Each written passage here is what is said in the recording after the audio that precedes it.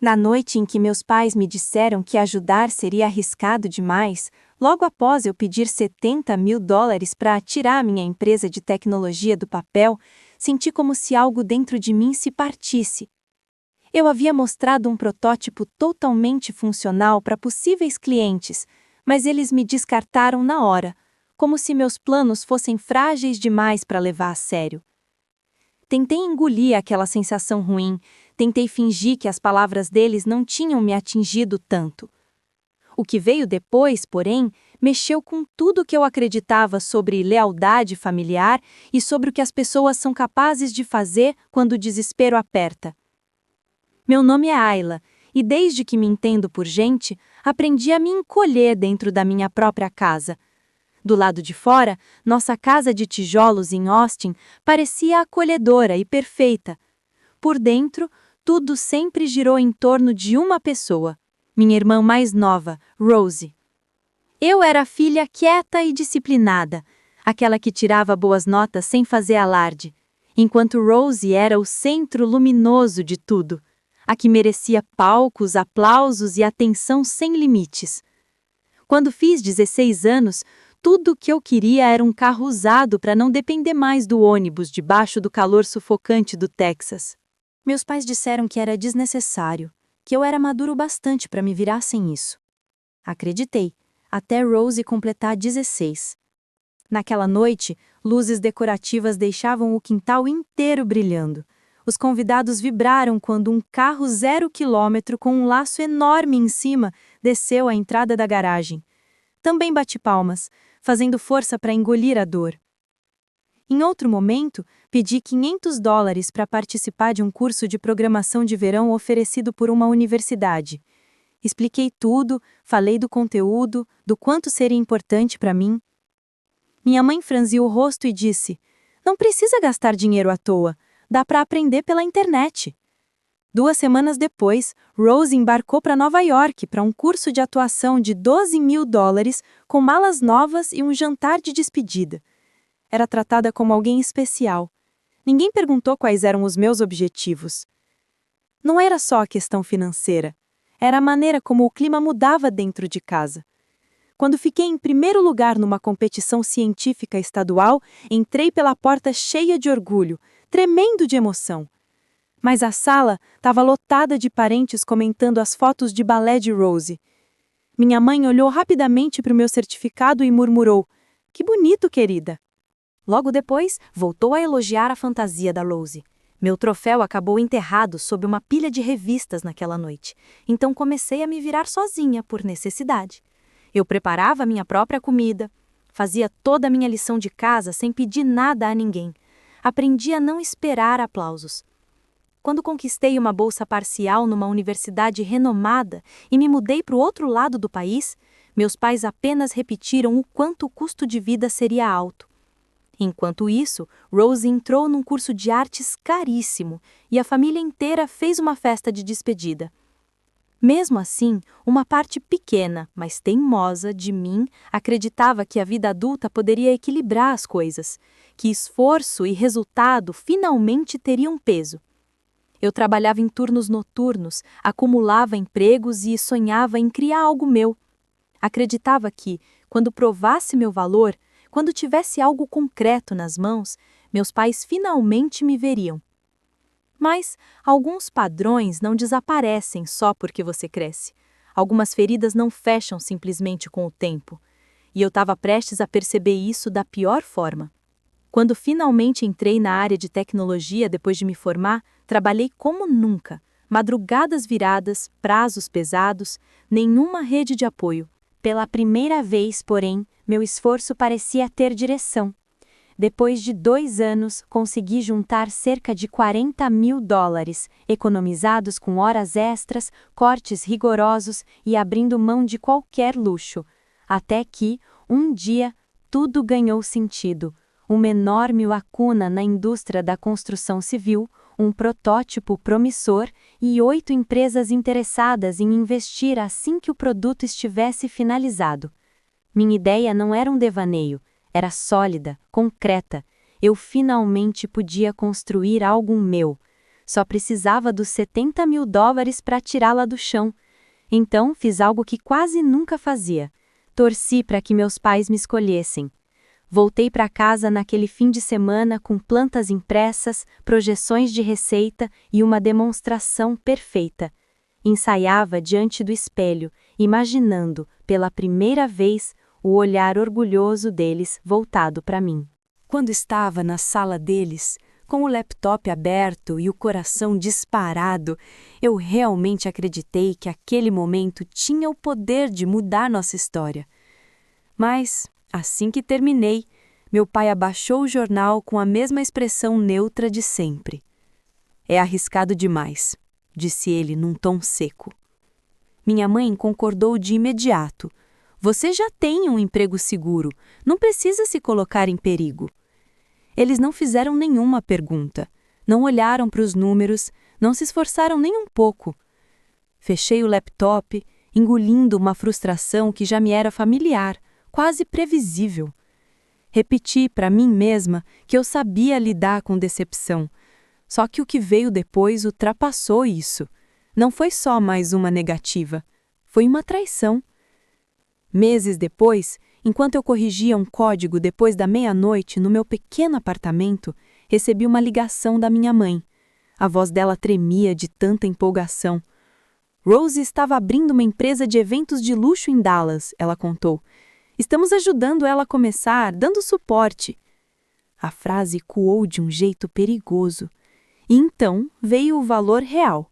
Um empréstimo de 725 mil dólares, uma BMW novinha para reforçar a imagem do negócio, um escritório em um bairro concorrido, roupas de marca, festas caríssimas para networking, tudo aquilo que para mim havia sido considerado arriscado demais, de repente era um investimento natural para ela.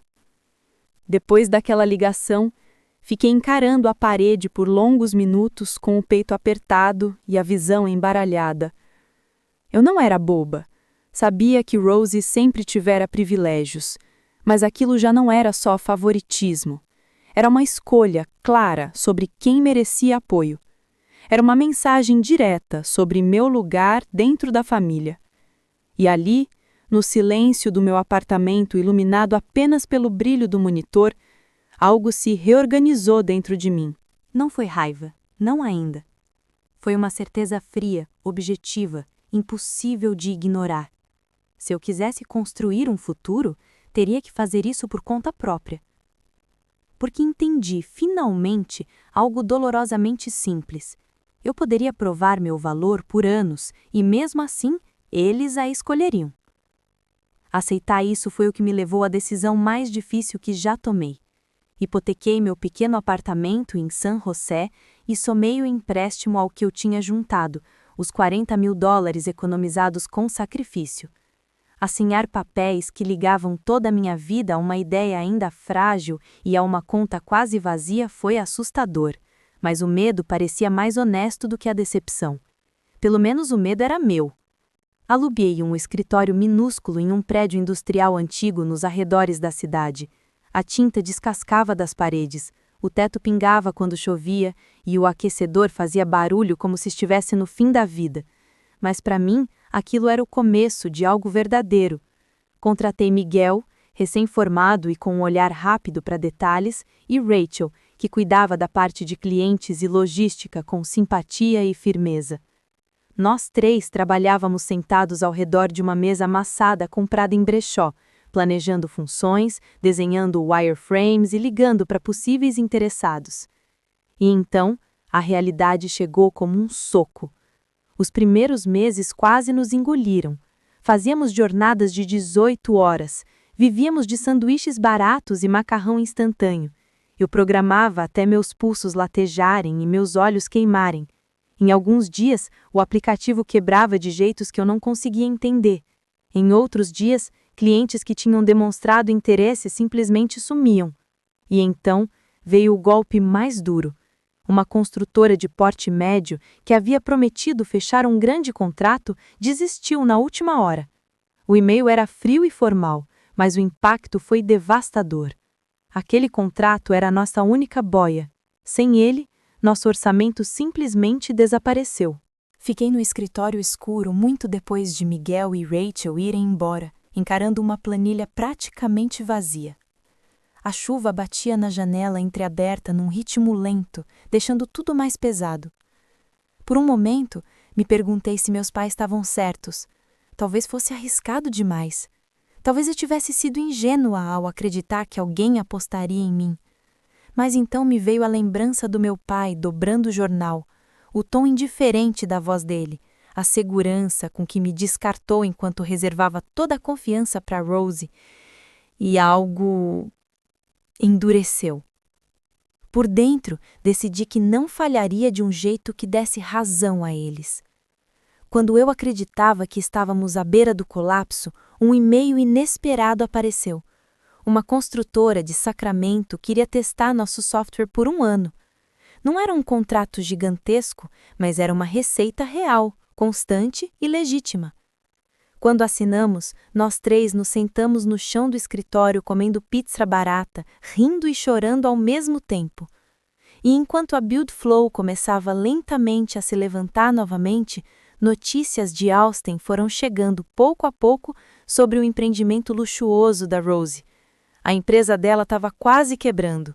Os gastos tinham saído do controle, a carteira de clientes evaporou e a BMW que ela exibia por aí acabou sendo retomada pelo banco.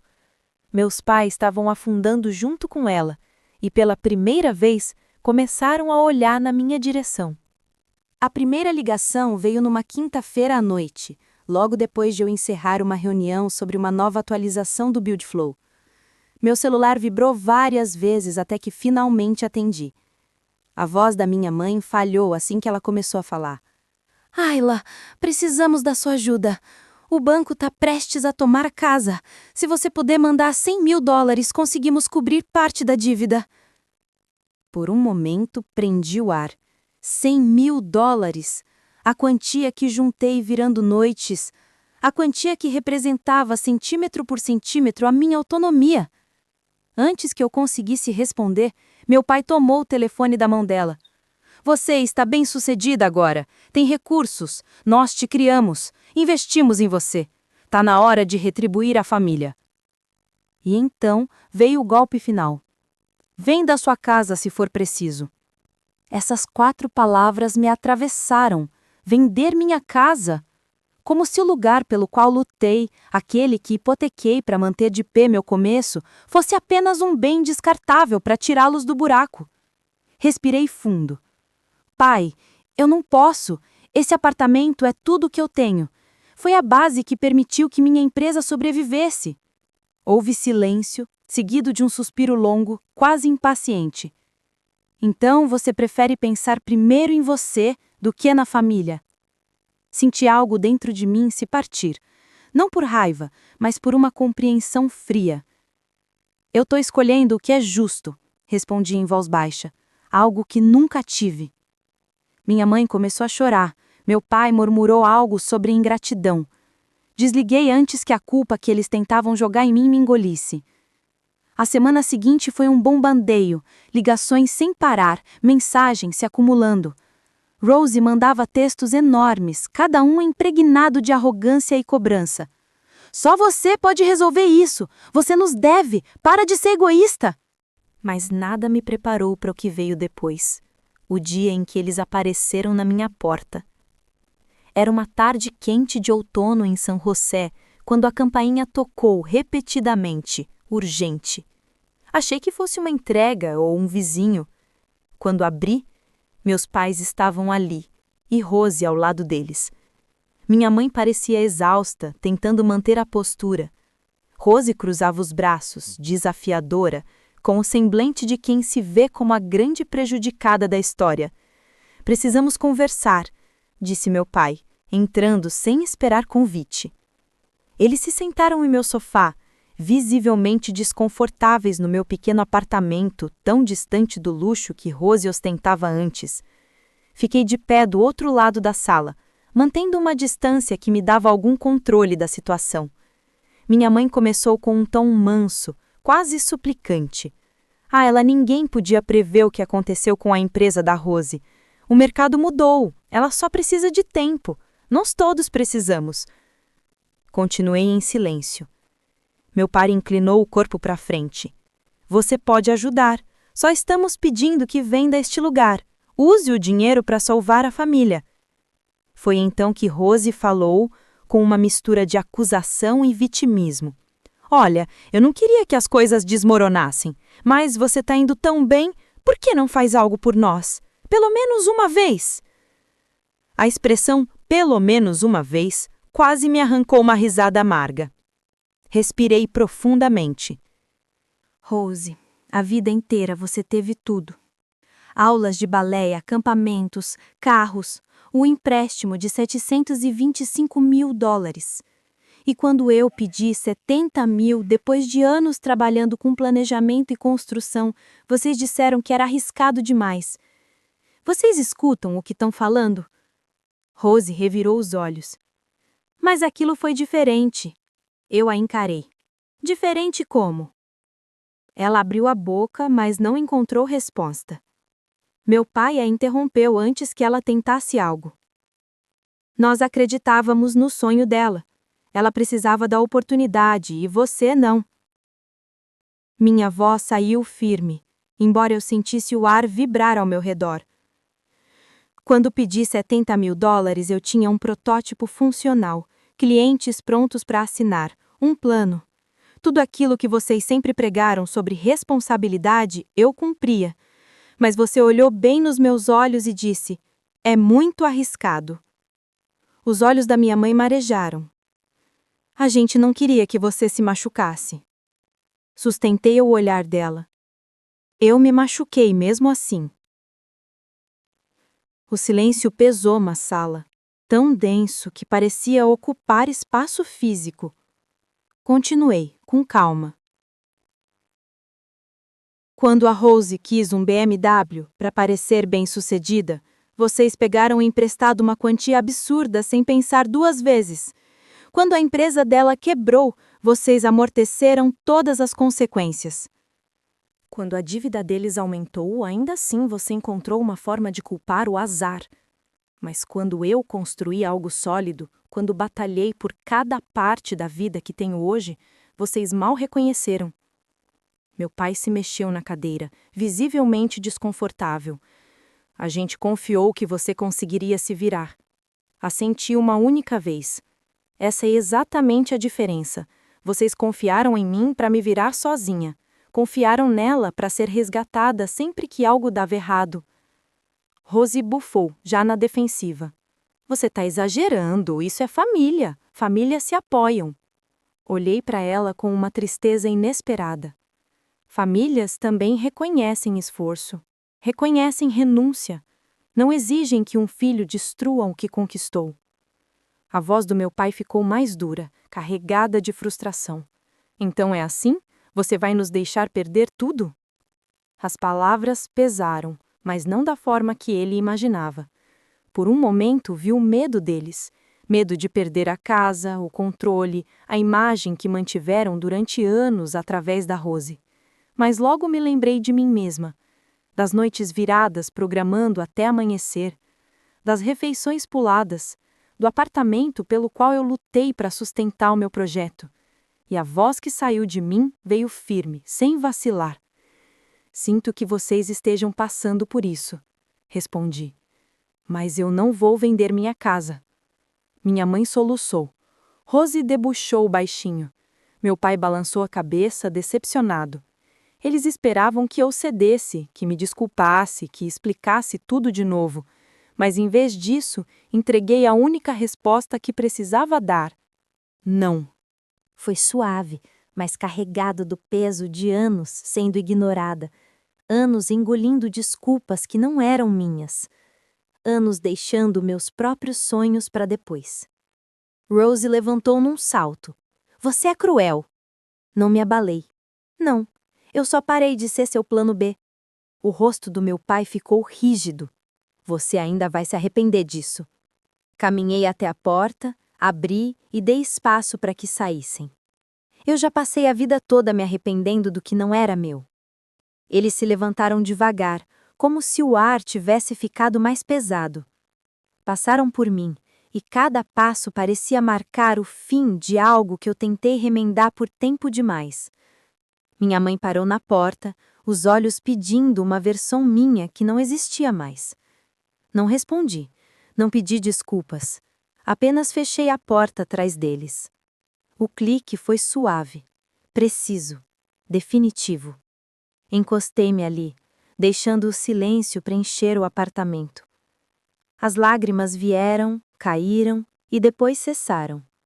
Não porque eu não estivesse machucada, mas porque pela primeira vez eu tinha me escolhido. E pela primeira vez isso não soou como egoísmo, soou como o certo. Nos 6 meses que se seguiram, tudo se ajeitou em uma distância estranha e silenciosa. Não bloqueei meus pais, mas as ligações cessaram, as mensagens acabaram, até a culpa diminuiu. Restaram apenas notícias ocasionais de conhecidos em Austin, que eu ouvia, sem demonstrar nada. A casa de tijolos vermelhos onde cresci acabou hipotecada e depois colocada à venda. Meu pai voltou a trabalhar mais cedo do que planejava.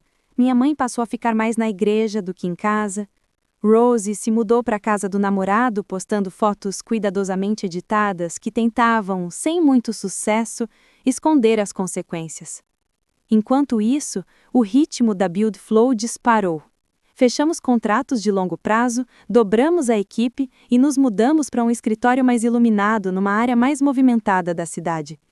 Saí do meu pequeno apartamento e fui para uma casa alugada em Palo Alto, tranquila, com um jardim que me permitia respirar, pensar e existir sem pisar em terreno emocional instável. Algumas noites, sentava lá fora com uma xícara de café, ouvindo o murmúrio distante da vizinhança. A dor não desapareceu, mas se suavizou, dando lugar a algo mais firme, algo que demorei anos para conquistar. A certeza de que escolher a mim mesma não era abandono, era sobrevivência. No fim, dizer não destruiu minha família, apenas revelou o quanto já estava quebrado. Deixei para trás a culpa, as expectativas e a velha obrigação de ser sempre a confiável que nunca recebia o mesmo de volta. E ao escolher a mim mesma, construí uma vida baseada não em aprovação, mas em paz. Se você já teve que impor um limite que virou seu mundo de cabeça para baixo, me conta de onde está ouvindo. A sua história importa mais do que imagina. E se a minha tocou você, se inscreva no canal. Vamos seguir nos curando juntos pela verdade. A história de Ayla expõe uma ferida silenciosa que muitas famílias preferem ignorar: o favoritismo. Ele nasce pequeno, escondido em escolhas aparentemente inocentes. Um curso pago para um filho, a negação para outro. Uma festa celebrada para um elogio murmurado para outro. Mas, ao se repetir, ele molda identidades inteiras. Ayla cresceu acreditando que seu papel era o da filha forte, independente, aquela que não precisava de cuidado. Esse rótulo, imposto sem que ela tivesse escolha, a empurrou para uma vida onde esforço nunca era suficiente para merecer apoio. A verdadeira ruptura acontece quando ela finalmente entende que amar a família não significa sacrificar tudo por ela, especialmente quando esse sacrifício sempre foi unilateral. A história nos lembra que limites não são agressão, mas reconhecimento do próprio valor, e que às vezes a coragem mais profunda é escolher a si mesmo depois de uma vida inteira sendo negligenciado. A grande lição da jornada de Ayla é simples, mas poderosa. Ninguém deve ser obrigado a destruir sua própria estabilidade para consertar escolhas que nunca fez. Durante toda a vida, ela serviu como o alicerce invisível da família, aquela que se vira, que não precisa de ajuda, que não dá trabalho. Essa narrativa, muitas vezes celebrada como maturidade, esconde uma injustiça profunda. Ela desumaniza, ela transforma a responsabilidade em obrigação emocional. Ao dizer não, Ayla rompe essa estrutura e se escolhe pela primeira vez. E com isso, aprende que amor sem reciprocidade vira cobrança. Apoio que só existe para um lado vira abuso, e família que só aparece para pedir nunca aprendeu a ser família. A história mostra que construir limites é uma forma de cura e uma forma de ensinar aos outros como você merece ser tratado. Escolher sua paz não é egoísmo, é sobrevivência. Agora me diz, qual momento da história mais te marcou e por quê? Se você estivesse no lugar da Ayla, venderia sua casa para salvar a sua família ou também teria dito não? Escreve aqui nos comentários, eu quero muito saber. E não esquece, deixa também o seu comentário com uma classificação de 1 a 10 para mostrar o quanto você gostou, porque assim eu consigo trazer vídeos que sejam interessantes para você. Se essa história te tocou de alguma forma, deixa o seu like e se inscreve no canal. Isso ajuda demais a continuar trazendo narrativas que fazem a gente pensar, sentir e, quem sabe, se reconhecer um pouquinho. Vamos juntos? Roda a vinheta.